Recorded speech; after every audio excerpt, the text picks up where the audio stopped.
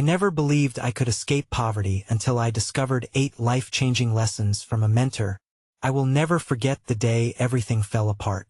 It hit me like a cold wave crashing over my body, stealing my breath. My hands shook as I watched the eviction notice tear through my world, each word like a knife. The room felt smaller, suffocating. My mother sat in the corner, her tears silent but heavy. The weight of desperation hung in the air, thick and choking. How did we get here?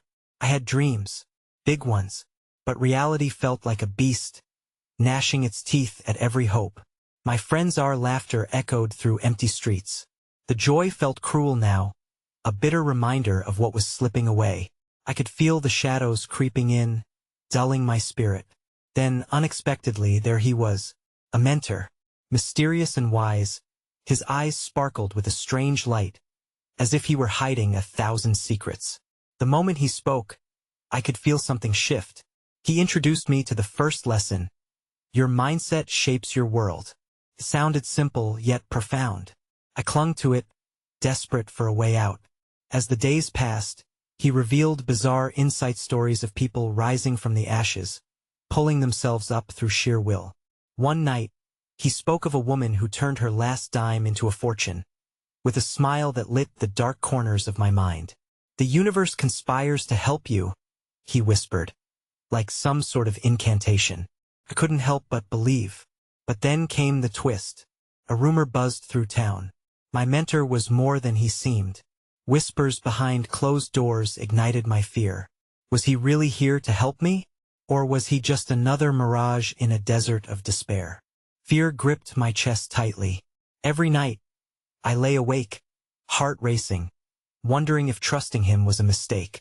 I challenged my own thoughts while anxiety gnawed at the edges of my sanity. Each lesson felt like a gamble, hanging in the balance of hope and doubt. The night was dark, a storm brewing outside, its thunder a chaotic soundtrack to my turmoil. My phone buzzed ominously.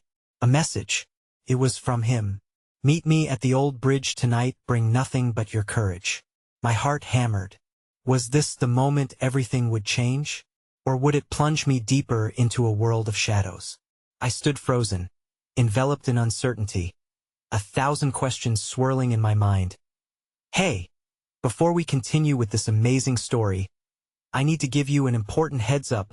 Many subscribers have reported that YouTube unsubscribed them without warning. Take a quick second to check the red button below to make sure you're still subscribed to the channel. I'd hate for you to miss any of the exclusive content coming soon. And while you're there, smash that like button, it really helps me out with the algorithm. Oh, and tell me in the comments, which city are you watching from? I love getting to know every amazing person who's part of this community. Your participation makes all the difference. Let's connect. The rain fell relentlessly, the downpour mirroring the chaos in my heart as I made my way toward the old bridge. The bright flashes of lightning illuminated my path, casting eerie shadows that danced around me, as if mocking my fear. With every step, the heaviness of doubt clung to me, a stubborn cloak I couldn't shake off. What if my mentor was a fraud? What if this was a trap? I shook my head, trying to dismiss the negative thoughts like leaves in the wind. But as I reached the bridge, my heart clenched again. The half-flooded river below churned angrily, reflecting the stormy sky. It felt like an omen. He was there when I arrived, his figure silhouetted against the torrential downpour, an ethereal presence in the chaos.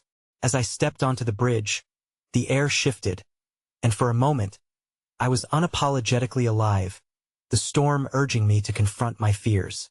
You came, he said, his voice steady despite the raging storm. I nodded, hesitating. My heart thudded painfully against my ribs, and I was acutely aware of the rain dripping off my hair. Mingling with the tears, I tried not to let fall that I am scared. I confessed, my voice barely a whisper. What if you're not who you say you are? He stepped closer, his eyes warm, a safe harbor amid the tempest.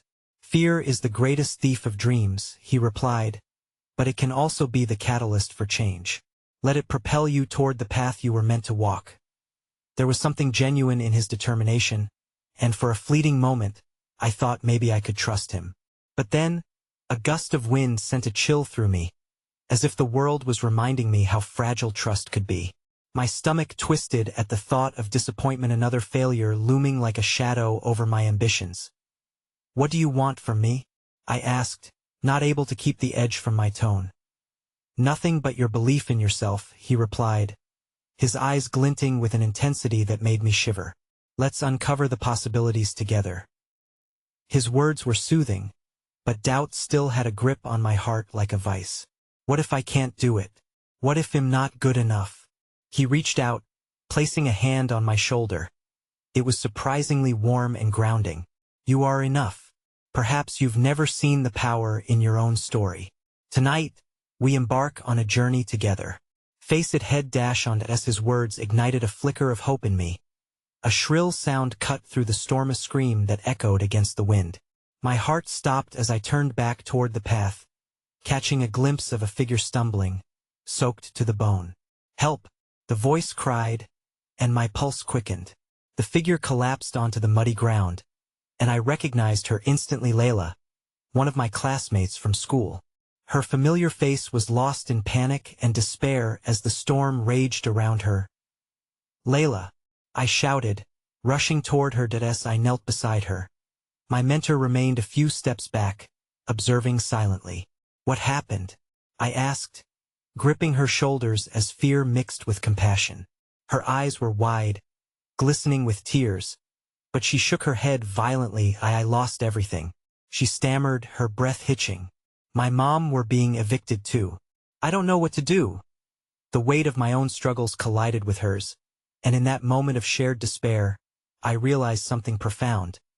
We were all fighting our battles, and we had to help each other raise our shields against the storm. Though my heart ached, I lifted her chin. "You're not alone. We'll figure this out together," I promised, my voice steadier than I felt. The three of us together under the tempest embodied both the struggles and the possibility of something brighter. But an inkling of anxiety lingered in the pit of my stomach. Could I truly guide both Layla and myself through the storm? What if I stumbled in my attempts to lead? Then suddenly, my phone, wet and dripping, buzzed with a new message. Startled, I pulled it from my pocket, my heart racing. I saw his name, me mentor, and felt an ominous tension course through me.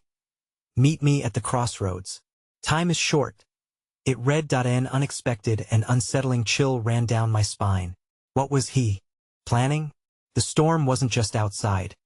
It was surging within me too, caught between the urge to follow, to trust, and the fear of a future that felt uncertain and steeped in shadows. As I looked up, the faces of my struggles and hopes intertwined, and the weight of the night pressed down on my shoulders, heavy yet electric with potential. Would I be brave enough to unravel the truth? The storm continued to howl as a new revelation gripped me. The path ahead was fraught with fear, but its allure whispered promises of impossible freedom and unexpected possibility.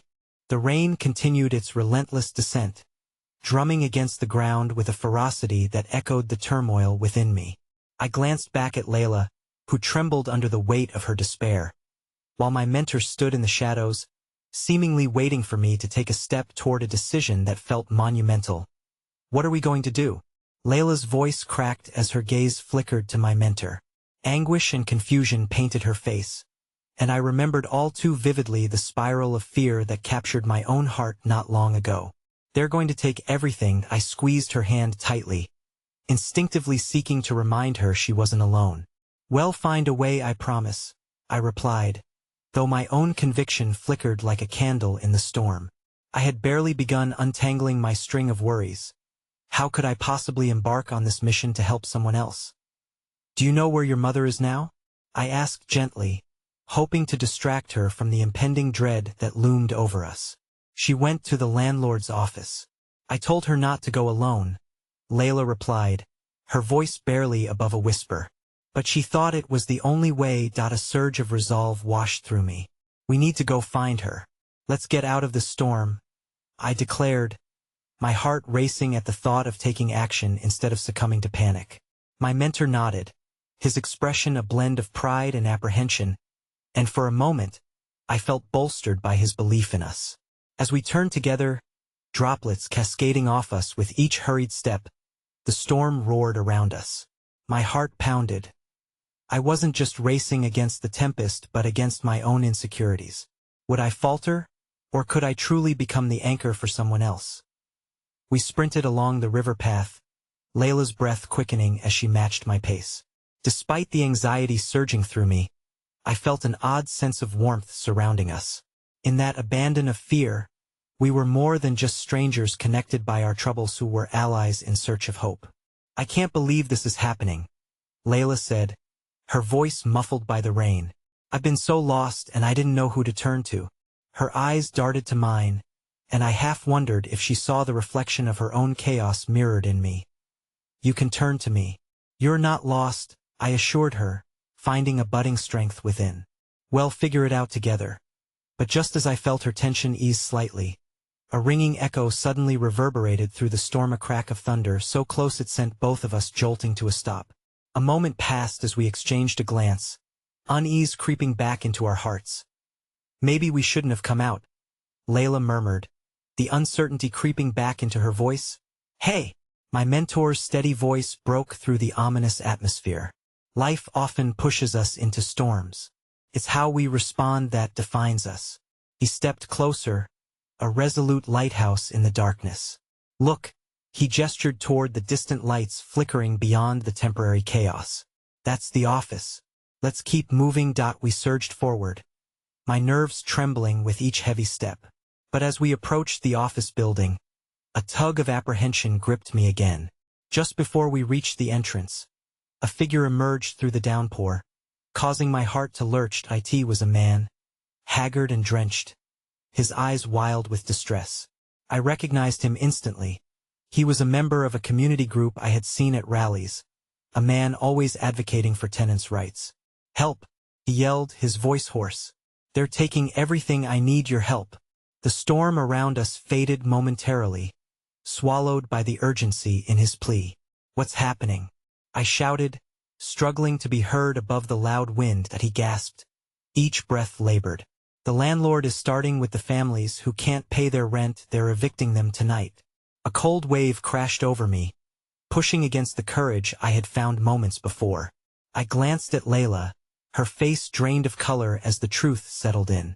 Layla, they might be after your mom, I urged, desperation creeping into my tone. We need to do something. It's not just her. The man gasped. If we don't band together, dozens could lose their homes tonight. A whirlwind of emotions whirled in my chest, fear, resolve, and the stinging weight of responsibility. I was just beginning to contend with my doubts, yet now my mentor had been right. This storm felt almost heavier with each plea, but we were no longer alone. I'll help, I declared, my voice steadier than before. We need to unite. Layla, let's reach out to the others, gather those who can stand together. But just as those words echoed out, a shriek split through the storm. It was unmistakably familiar, my mother's voice, carried away by the wind. My heart dropped. She was coming, and the urgency pooled thicker in my veins. Would we be too late? No, please, I whispered to myself, fighting an onslaught of panic. I turned to Layla and my mentor. No matter what happens, we stay together. We can't falter now. With that declaration, I felt a flicker of determination rebuilding inside me. The storm outside was fierce, but perhaps just maybe, the tempest brewing within us could ultimately be our strength. Thunder rolled overhead as I squared my shoulders. I was still engulfed in uncertainty, edged by fear, but I had a glimmer of hope shimmering in the darkness. A fragile but real spark that dared me to confront the wave of trials ahead. Would it be enough? The night had just begun, and with it so did our fight for survival. Raindrops pounded on the pavement like 100 desperate pleas for help. I felt the weight of the world on my shoulders, carried not just for myself, but for Layla and our community.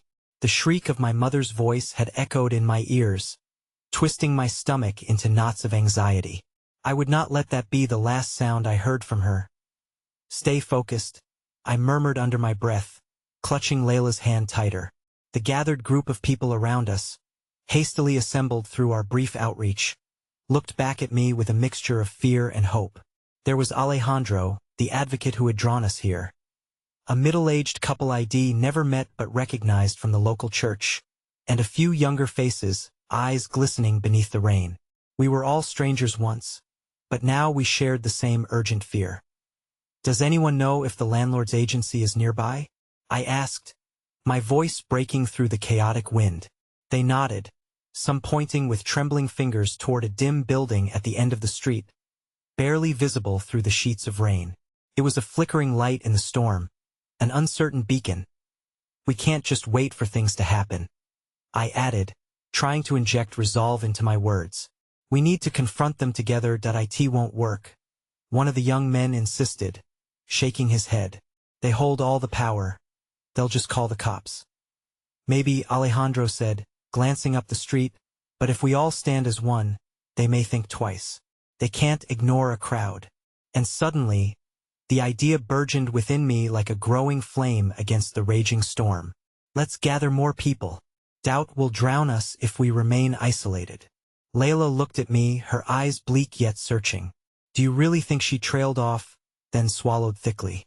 "What if we don't reach Mom in time?" The vulnerability in her voice knotted my gut. My heart ached for her fear, so familiar in its echo of my own. "If we don't try, things will only get worse for your mom, and for all of us. What if our actions tonight can empower others?" "You're not alone in this, none of us are." There was a hesitant nod from Layla, and the stirrings of something hopeful began to shift in the air. We clutched onto that flicker, searching for the strength we needed. Pushing into the storm felt familiar now. It was the chaos of uncertainty that surrounded us, pulling us toward a shared resolve as we moved. Our small group turned into a ragged procession.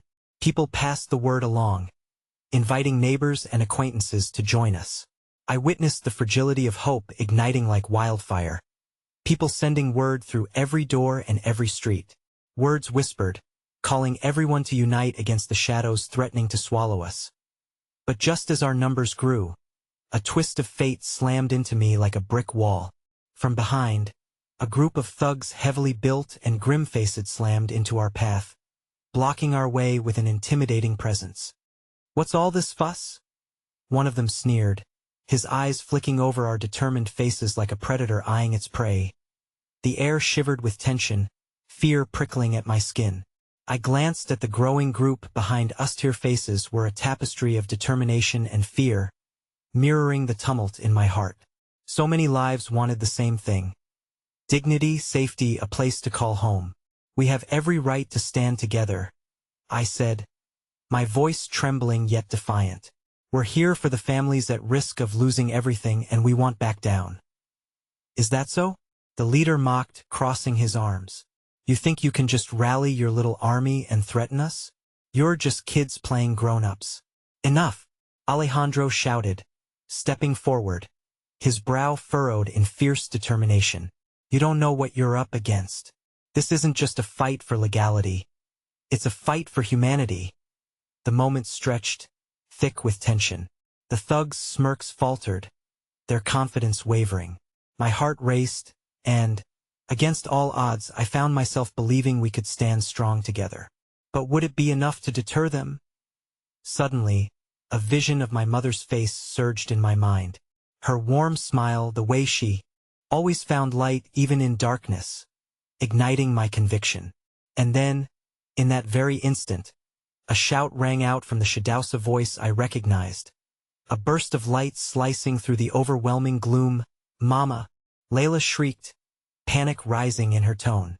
I turned, my heart leaping once again as I caught sight of her mother sprinting towards us, drenched but fierce, her eyes ablaze with fierce resolve. "I found you!"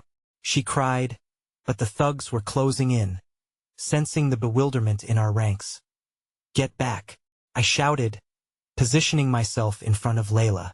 But my heart sank as I realized we could very well be outmatched. Thunder roared overhead, and for a flicker of despairing clarity, I saw our fight teetering on the precipice of disaster. Would we truly stand united? Or would the weight of the storm crush our fragile coalition before it could birth real change?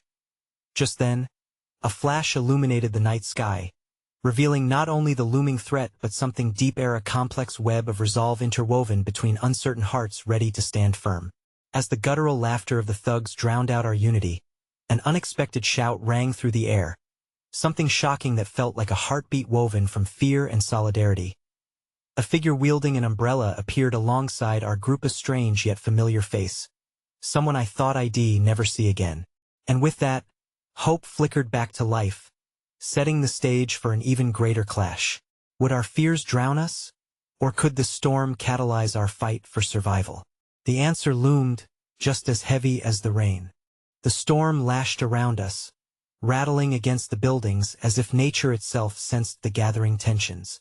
The figure with the umbrella moved closer, its silhouette cutting through the wet chaos. My heart raced not just from fear, but disbelief, as recognition washed over me. "Is that Raphael?"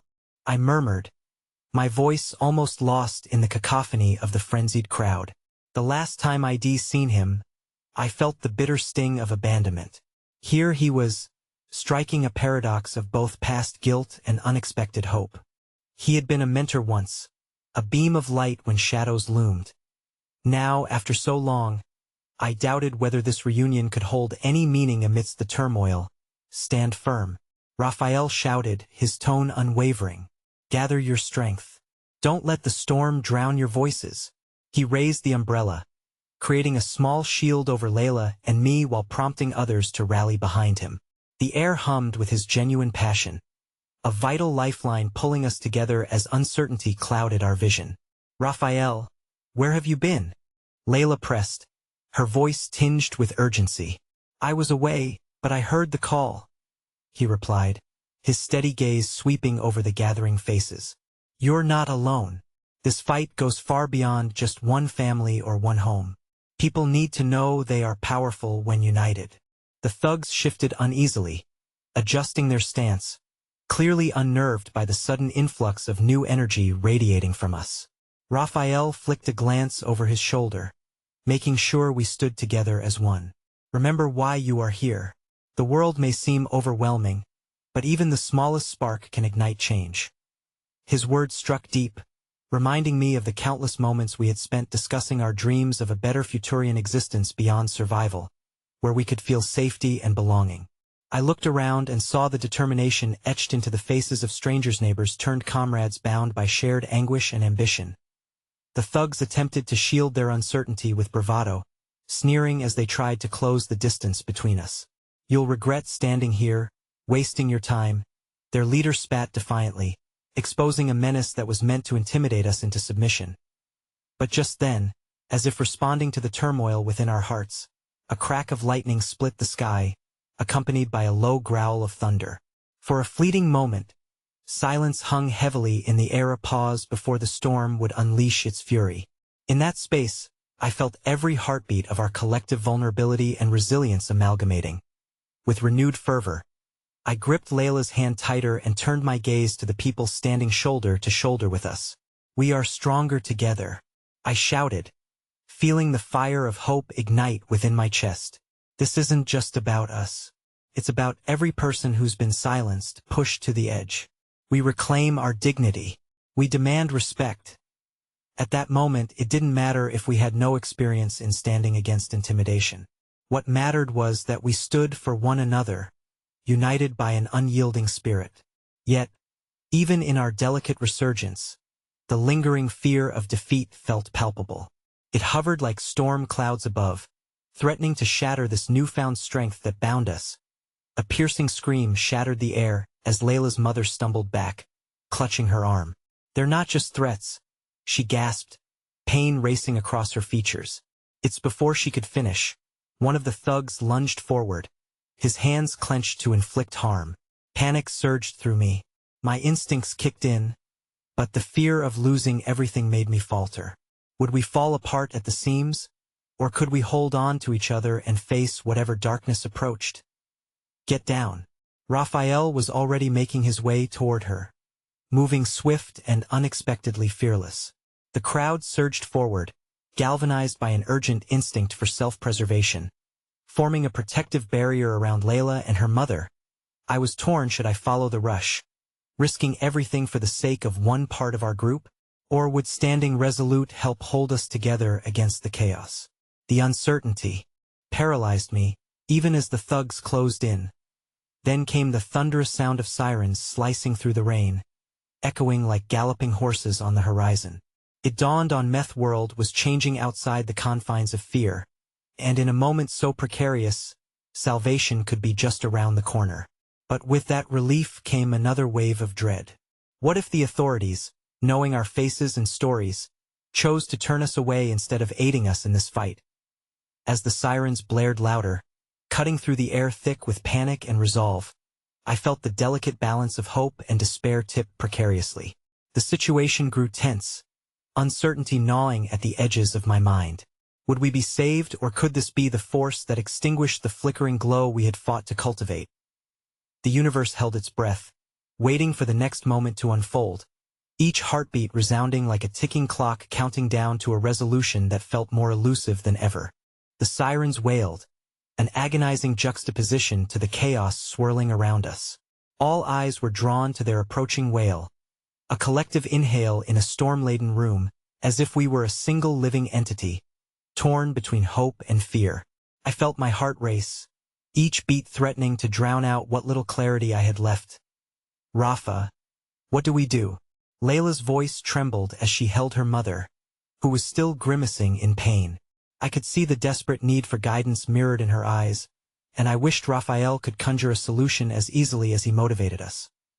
Stay close to each other, Raphael shouted, his well of determination now seeming like a tether to my own anxiety. He turned toward the thugs, challenging them with nothing more than his intensity. This isn't over. We stand firm. The air crackled with tension. For a moment, the thugs hesitated, cowards who craved power in numbers, shaken by the unity we had forged. The leader blinked, and my heart leapt with a trace of defiance coursing through our group. But as the distinct sound of boots squelching in mud drew nearer, their cowardice disintegrated and they lunged at us anew suddenly. From behind the thugs, a familiar voice rang out like a beacon. Hey, back off. It was Mateo, a young man from our block, standing tall with a group of others brandishing makeshift weapons, whatever they could grasp for defense. The sight of him was a surprise, an unexpected source of strength amidst the chaos, sending tendrils of hope through my heart. Mateo, I called out, relief washing over me. Seeing him spurred some of the others forward. We were amplifying into something larger than ourselves, an unbroken force rippling against the storm and the aggressors. Everyone keep together, he directed, turning the bodies on the fringes into barriers of solidarity. Don't let them break us apart. We've got numbers. The others echoed his calls, chanting a new mantra that pulsed, synchronizing our beats into a singular rhythm almost too beautiful to comprehend amidst destruction. Yet, panic still clawed at me. Through the cacophony, I could hear the thugs' leader shrieking insults, now threatened by our spirit. Their moves became erratic, desperate, more revealing of their own fear. In that moment, as adrenaline surged and echoed in my veins, I found a whisper of courage forming in my chest.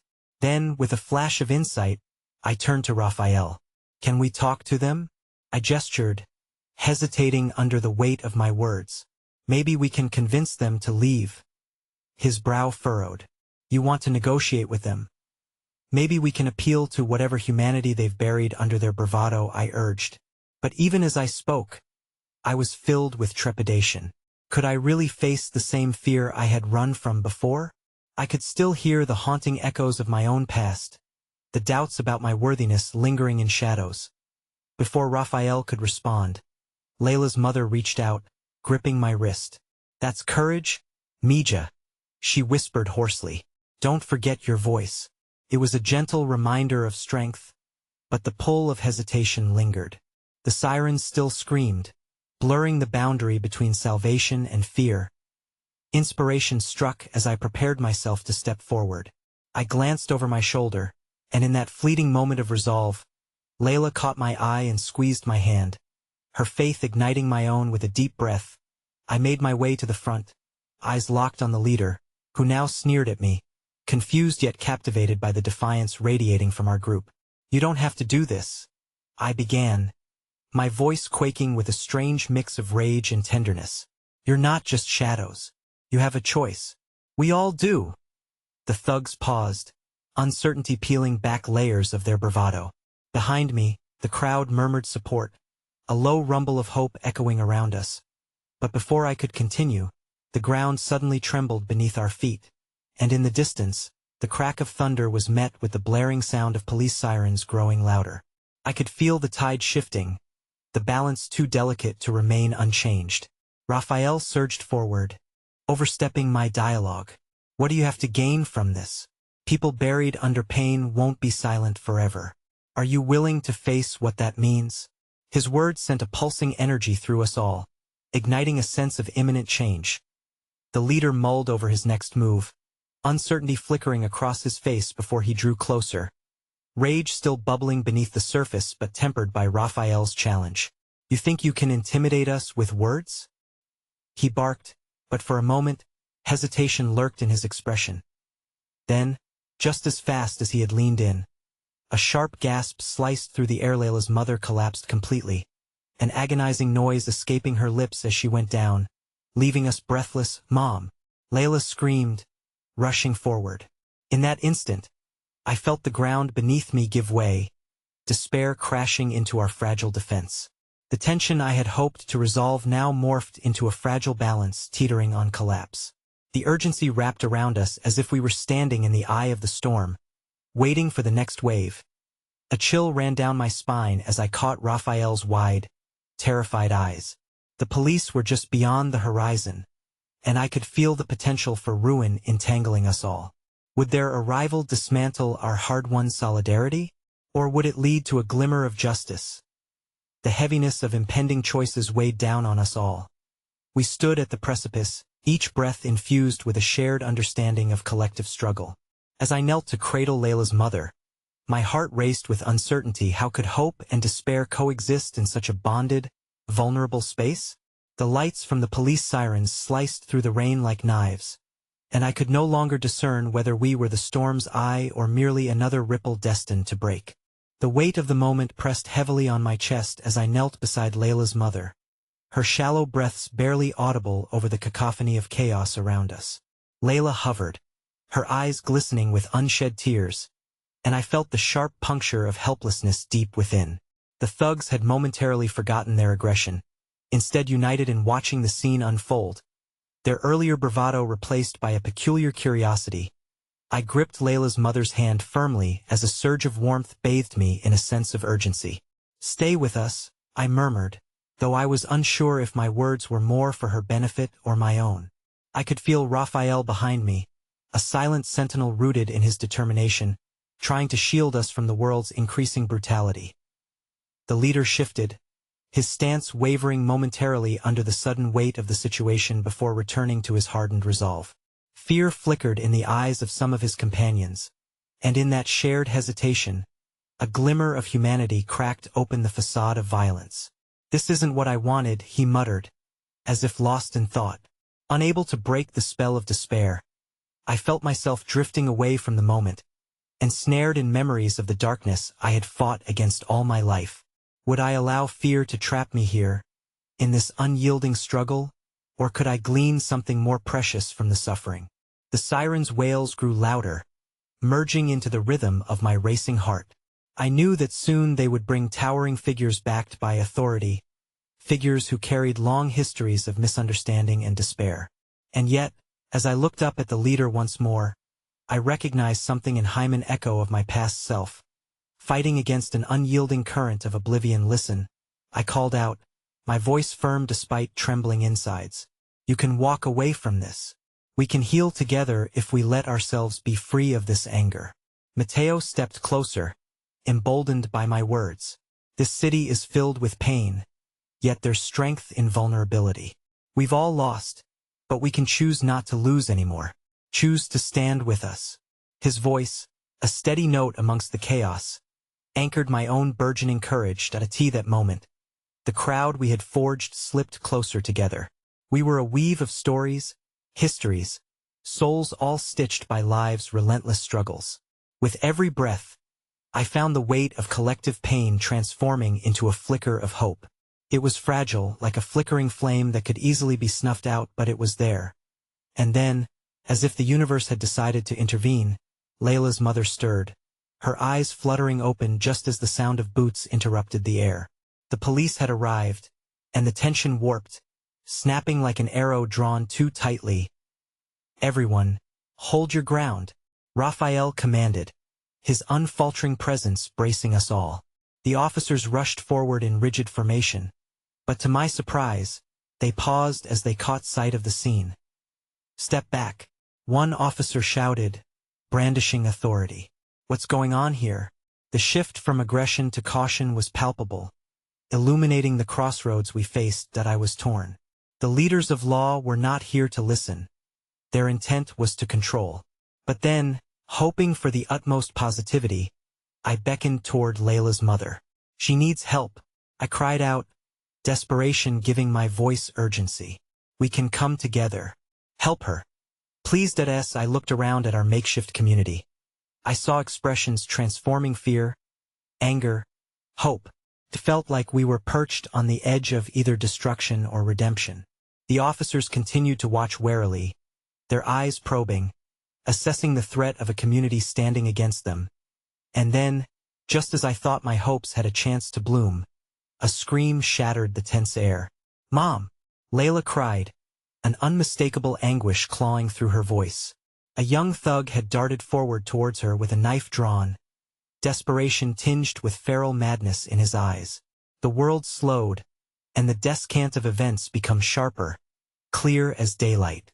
I surged forward instinctively, driven by an instinctual flash of protection, but before I could act, Raphael moved, tackling the boy just as he lunged at Layla. The impact sent both of them crashing to the ground in a flurry of chaos. The thugs around us erupted again, snarling as a few took a step back, confusion evident in their expressions. I desperately called out for them to stop, hoping to quell the violence before it spiraled further. Time seemed frozen, the moment suspended in a fragile balance between our community's solidarity and the lurking chaos of fear and violence that threatened to engulf us all. I felt my heart pounding, a frantic metronome counting down the seconds as Raphael wrestled the young thug onto the mud-soaked earth, desperation igniting his every move. "Let go!" Raphael shouted, strained muscles pushing against the boy who was straining against him, out of control, and in that split second I understood this was no longer just about fighting back. It was about deciding what kind of future we were willing to forge together. Layla's anguished cry drew my attention back, but rooted in the moment as I watched Raphael's determination, a thought plunged deep into me. What happens when hope battles despair, and what price would we pay for claiming that hope? I leaned forward instinctively, using all my will to bolster Raphael's strength. As I took a step closer, it hit me: the choice we faced was bigger than this singular fight. It was a choice that echoed back through every shared memory of pain we had felt, a whisper urging us once again to reclaim our voices. But amidst that realization, the shrill whistle of the police cut through the rain, and dread crept in alongside hope. Would we let the police bolster their control again? Or would we find the strength to weather this storm, together? Just then, in the chaos of swirling bodies and howling sirens, something shifted among the thugs. The leader finally met my gaze, the veil of intimidation dissolving momentarily. "What do we do now?" His voice quivered, revealing vulnerability hidden beneath bravado. And as I prepared to answer that question, a shattering revelation rippled through the crowd like a jolt of electricity. A distant figure emerged from the shadows, familiar and unexpected. I squinted, despair and hope grappling for dominance within me as the figure stepped closer to the light, revealing the face of someone I had never anticipated to see again. My heart sank, questions racing through my mind. Why were they here? What could this revelation mean for the fragile unity we had fought so hard to build? Before I could utter a single word, uncertainty surged through the crowd, and a new hope battling against familiar fears. The confrontation surged even closer to the brink of fracture. My heart raced as recognition washed over me like a cold wave.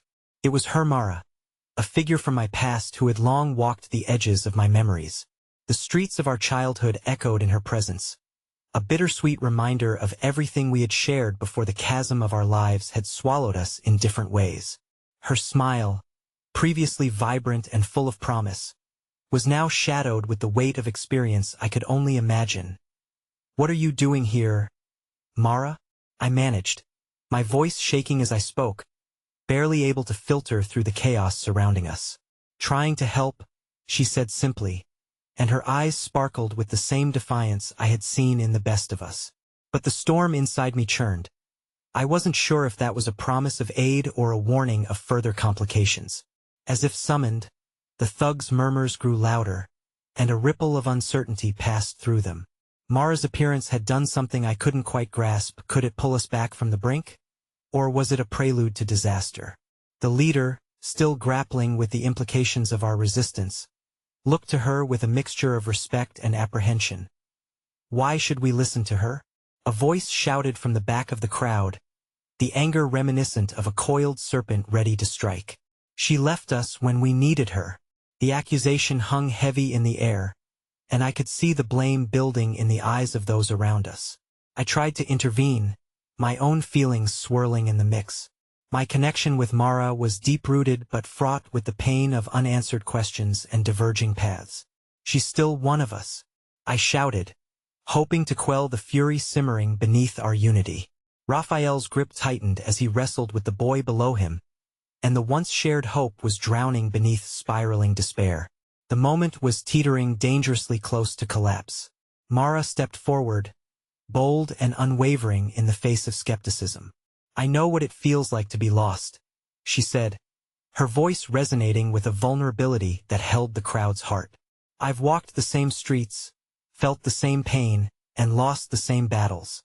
But I'm here now because we don't have to keep living this way. We can choose differently, together." The tension in the air twisted, vulnerable yet electric. The eyes of the thugs shifted from anger to contemplation, and as Mara spoke, a spark of connection flickered within the crowd. If she could stand before us, haunted yet hopeful, perhaps we, too, could reconnect and reclaim our stories. "Help each other," Matteo echoed, his voice steady enough to thread through the chaos. "This fight is not against one another. It's against the odds stacked against us. If we pull together, we have the chance to change our fates." A few of the thugs glanced at each other, uncertainty binding them in a fragile truce. The leader hesitated, caught between the remnants of anger and the flicker of humanity that had been persistent in this swirl of vulnerability. But then, just as the glimmer of hope began to swell, Layla's voice pierced through, raw and broken. "Mom!" she cried again, desperation clawing at the edges of her throat. I glanced toward her mother, still breathing shallowly as the rising panic surged in Layla. Her fear swung like a pendulum, and once again, everything felt as if it hung by the thinnest thread. "Layla," I called, urgency building, "stay with us. We're strong together." It was a plea both to her and to my own heart, urging us to grasp this moment so close to unraveling. The police officers remained tense, waiting for any sign of unrest to regain control, but the air crackled with interrupted resolve. And then something shifted in the crowd. An unspoken agreement knitted itself into every heart. I looked at Raphael, still grappling with the thug below him, his face taut with determination. The realization struck me that this moment needed all of us working together. We could not only reconcile our pasts but shape the future we yearned for. "Mara," I called, feeling suddenly lighter as I turned to her, hope seeping back into my spirit. "You know the work we can do. We need your experience, your voice." I stepped towards her, emboldened, and in that instant, I caught Raphael's eye. "We can be more than the sum of our pain." Mara nodded, stepping closer to the group while addressing the thugs, her passion igniting once again. "It's time to heal, not just through words, but through understanding. We can fight for something more substantial together: safety, hope, a chance for new beginnings. But we must allow ourselves to be vulnerable." And just as those words seemed to foster the tiniest thread of connection, I felt a shift at my back. A weight crashed against me as another body dashed into the fray. Someone from within our gathering, filled with a potent mix of fear and aggression, surged into the circle, their eyes glazed with mania. "Get away from them!" he shouted, and his hand clenched an object I recognized only too well that a gun the sight of it sent shockwaves through the crowd, splintering hope into shards of fear. Raphael let go of the boy beneath him, abruptly transitioning from combatant to protector. "No, don't!" he yelled, slowly inching forward in an attempt to defuse the threat. Confusion engulfed us all, flowing in chaotic waves as the moment spiraled rapidly toward violence once more, leaving me paralyzed by the unpredictability of the situation. As the young thug with the weapon steadied his aim, chaos enveloped our collective moment of hope. I searched desperately for Layla, her own terror reflected in my eyes, and Mara sprang into action, defiance lighting her features. "Don't do this!" she cried, fierceness underscoring her voice as she stepped forward, determination replacing the vulnerability. I felt the world stall as she moved between the gun and the boy's target, her heart bared wide for all of us to see, and just as her words cut through the air, I stood on the precipice of another uncertain choice, my heart torn between the instinct to flee for safety and the resolve to stand firm for the hope we had begun to weave together. But in this swirling chaos, one simple truth remained: whatever happened in that next heartbeat would define us all. Would we succumb to the shadows of our fears, or could we pull together and rise anew, refusing to let despair snuff out the flickering flame of hope? The world fell silent for that fleeting moment, the gunman's shallow breaths mingling with the faint sound of distant sirens. Time felt suspended, and every heartbeat echoed like thunder in my chest. Mara stood resolutely in front of the boy, a frail barrier against the storm brewing within both him and the crowd. The desperation etched on her face was mirrored in the eyes of the onlookers, each aware that any misstep could unleash calamity. "Put it down, please," she implored, her voice steady and fierce. "You don't have to do this. We're fighting for something better. You have the power to choose differently." Her words poured over us, enveloping us in a momentary shield of calm amidst the chaos, a desperate fight for peace to prevail. But the boy's expression remained locked in a desperate struggle of resolve and uncertainty, colored by the burden of his own traumas, the weight of that weapon heavy in his trembling hands. "You don't know what it's like," he spat, rage and sorrow intertwining. "I don't have a choice." "This is your choice," Mara said softly, her eyes searching his, as if attempting to peel back the layers of fear that constrained him. "You're not alone. We've all suffered, we understand the weight of this world. But we can break the cycle together." She stepped an inch closer, defiance transforming into acceptance. The murmurs ricocheted through the circle, a mixture of hesitation and hope, each individual grappling with the fragility of the moment.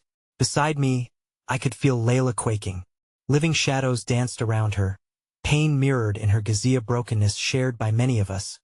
Even the boy with the gun, that a flicker of indecision crossed his face, and for a second, I thought we might reach him. But a raspy shout echoed through the crowd from the leader of the thugs, boiling with disdain. "You think you can change him? He took a life.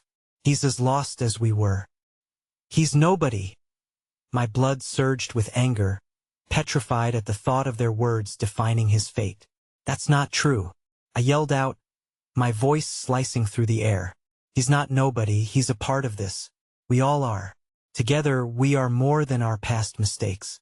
The boy's eyes darted to me, confusion mingling with anger. In that fraught moment, the shadow of isolation curled around him, perhaps pinning him closer to the edge. But somewhere within that darkness flickered an ember glimmer of what could be. "Together," I whispered, more to myself than to him, aligned with the hope surge within my heart. The idea rushed through me, a possibility stitched with vulnerability, an irresistible invitation to reclaim our stories. Behind me, Raphael took a tentative step forward. "I made choices I regret too," he added, his voice soaked in sincerity. "Sometimes what we think is impossible is the only path to redemption. We can choose to rise above it together." As one, the hesitation thickened like fog hanging over a sunrise, and the boy faltered, one shaky breath escaping his lips. His grip on the gun slackened momentarily, a ripple of uncertainty cresting through the crowd. "No one has to die today," I pleaded, the weight of every shared wound slipping from my heart and spilling into the open air. We can find a way to heal, to forgive not just him, but each other. The future can be brighter if we open our hearts to new beginnings. And then silence enveloped us again, while fear and hope danced a delicate waltz. My eyes were locked onto Mara, who held the boy's gaze with a fierce intensity that ignited the air around them. If that spark of connection could blossom, perhaps it could transcend the chasms of despair and lead us toward a fragile resolve. Then, just as I dared to hope, voices began to rise from the edges of the gathered crowd. "You see, they're right," one woman cried, her voice filled with urgency. "He's a victim too." Whispers of understanding fanned outwards from the back, echoing the sentiment, a community rallying around one another. The boy's gaze flickered over his surroundings, grappling with the humanity surrounding him, the fragile web of shared pain drawing taut. But hope is fickle, and I felt its flicker begin to wane as the rustle of feet shuffled behind me. A piercing siren wailed in the distance, and the face of a broadcasting camera flashed to life, catching the moment from the crowd's perspective and inundating our lives in fear of public shame. Instinctively, I turned, realizing that even this moment of reckoning could be stripped away, commodified into sensational headlines. "Don't do this," I said, urgency flooding my voice again. "We're not just a story for others. We're fighting for our real lives. Get away from them." A voice suddenly roared from behind, cold and commanding. It was the voice of authority, a police officer, rushing toward us in full gear. Panic surged anew in the boy's expression as the moment surged dangerously toward an explosive climax, fraught with the potential of a regrettable choice. And as I looked into the boy's eyes, now filled with uncertainty mingled with the pressure of impending intrusion, the weight of our intertwined fates hung heavy in the air. Would he allow despair to dictate his choices once again? Or would we grasp this moment in our hands, igniting a spark that could light the path forward? In the restless thrum of the throbbing heart of our assembly, I knew one truth remained. The world was a fragile tapestry of choices, every thread, every decision threading our lives together toward an uncertain fate.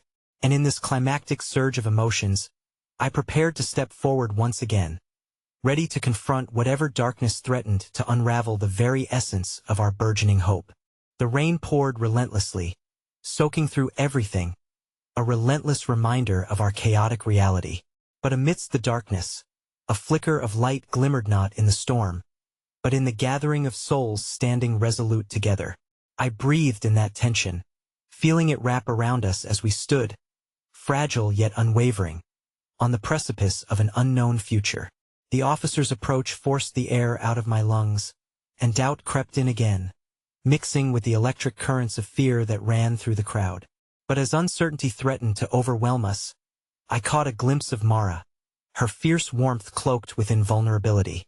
"We won't be herded into silence," she urged, her gaze piercing through the chaos. "We are more than our scars." The cadences of shared pain and a yearning for change energized the crowd, a rushing tide of voices merging into one unified roar, a collective declaration that we were here, together, despite the shadows lurking around our edges. Seeing the boy's grip on the gun weaken momentarily, I stepped forward again, heart pounding against the chaos of our surroundings. "We're not your enemies," I pleaded, grounding myself in the truth that had blossomed amidst the storm. "We're survivors like you. Acknowledging our pain doesn't mean we erase it. It means we choose to rise." With each word, clarity emerged within the turmoil, piercing through the layers of doubt that had enveloped us like storm clouds. The boy hesitated, confusion painting his features, and I began to see the humanity threaded through the desperation in his eyes.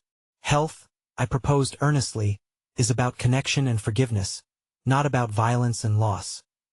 Then the officer yelled, giving a command that felt like a wave crashing against our fragile fortress. "Drop the weapon." He moved forward with authority, each step pulling focus back to the palpable tension. The boy flinched at the sharpness of the demand, backpedaling into a corner of uncertainty. The moment froze in incongruity born from the surrounding chaos, casting shadows of fear upon our fight for unity. And yet, in that instant, I felt a strength surge up from the depths of my spirit, built on every shared story that had brought us here. We are stronger than our pasts, I repeated, voice ringing clear with conviction. Then, to my surprise, others echoed the sentiment, their voices binding in a swirling chorus that vibrated deep within the night. Together, they called out, standing firm alongside one another, an army forged in resilience against the very monsters that had once sought to silence us. In the midst of that cacophony, the boy lowered the gun slightly, confusion battling with despair. He flicked his gaze around the crowd, vulnerable, caught in the storm's crossfire, our fates entangled, woven together through loss, struggle, and now, perhaps hope. Please, Mara continued, the fire in her voice unwavering. You can walk away from this. It's not too late for you, for us. We're all searching for a better world. Fleeting pieces of the boy's resolve crumbled, vulnerability flickering like a candle in the wind just as his pulse faltered. Cries erupted around us, echoing solidarity in the face of adversity. Drop it! A chorus of voices rang. With the crowd's collective heartbeat harmonizing in defiance, I could feel the air shift, a gentle tide of acceptance tugging at the remnants of his resistance. And in that haunting hush, a gamble of immense significance hung in the balance. My breath caught in my throat as I watched his fingers slowly release the weapon, clattering to the ground, echoing heavily through the stillness. The sound reverberated like a clock striking midnight, the dawning realization of what we could build reaching out tenaciously against the shadows that had sought to engulf us. For a heartbeat, it felt as if time had paused, and I caught Layla's eye, fear and hope igniting something profound in the depths of her spirit.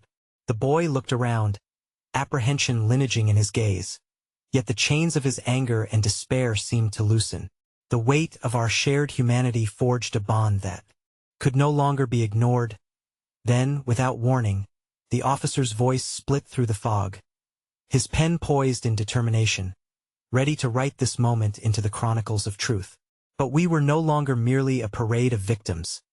We were an embodiment of hope. The community recognized the gravity of that moment. Faced with that decision, we had opted to unfurl vulnerability, reminding the world, but especially ourselves, that together we could shape a future unfettered by the shadows of the past. Moments passed before our rawness breathed into something new, filling the void that despair had clutched so tightly. And just as I thought grace had graced us, one of the thugs moved to intervene. No, we had a deal, but Mara, unwavering as a guiding light, stepped to confront that shadow. No deals are made here by fear. We stand for change, not resistance. Every shadow transformed into light begins with understanding. The officer stood still, a glimmer of recognition crossing his face. Perhaps what he had believed to be an enemy at that moment had evolved into something far greater, unshackled by pain and trauma, ready to rise together into Friday light. The cries of solidarity grew larger, propelling hopes further, igniting flame after flame with an unwavering pulse. A community evolved, standing together against injustice. And in that moment, a new dawn broke over us. I felt the warmth of acceptance settle deep within my chest as belief washed over us. I knew now we could move beyond pain and despair. We'd found each other in this storm, and as we answered the call of our shared humanity, a powerful truth emerged. Vulnerability could lead us farther than the heaviest burdens of shame or fear ever could. Layla, embodying that enduring spirit, stepped boldly toward the boy. They locked eyes and I saw hope dawning once more. Well, heal. Together. No one is lost. We all have a place. With those words, the tension broke. The boy's lips trembled as he let the shadows fall away, giving way to a soft, tremorous smile that hinted at redemption, a glimpse into uncharted territory where all of us could rise. And so I stood, a part of this glorious metamorphosis, heart full and poised for the awakening of new beginnings. No longer just a survivor, I felt transformed, woven into the same thread of collective strength we had whispered into being. As the rain gave way to clearer skies, it carried with it the promise of hope. I knew now that it would be love and understanding that drew us out of the twilight, lighting the way for journeys ahead. The storm was fierce, but my heart resonated with a truth I had almost forgotten. Together, with every fragile thread of humanity we'd spun, we were woven stronger than the fears that had sought to bind us. And as I inhaled the infused air of resilience, I spoke the words that echoed like a soft overture, a promise to us all. We are more than our battles. We are the voices of tomorrow. The last vestige of that evening's storm faded, replaced by the hopeful chorus of Unitia's symphony of hearts, conspiring to transform every corner of our world into a sanctuary against despair. Together, we would rise, hand in hand across the horizon, refusing to let shadows dim the incredible light of our shared journey. Together, we were a live Againa testament to every moment remembered, a testament to the lives yet to be born.